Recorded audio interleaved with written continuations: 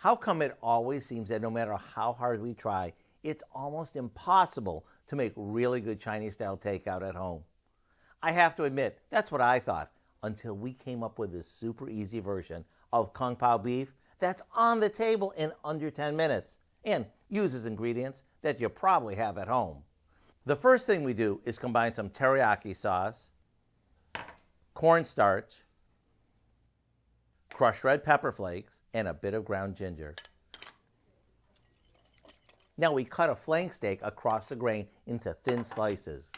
We've discovered that if you pop this in the freezer for about 30 minutes before cutting it, it slices perfectly. Okay, now the meat goes into the marinade, and after a quick bath, we sear it in a hot skillet or wok until it's cooked through.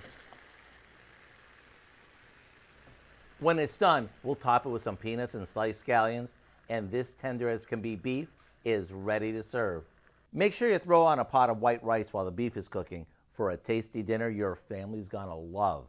To get this easy peasy recipe for Kung Pao Beef, simply visit our website.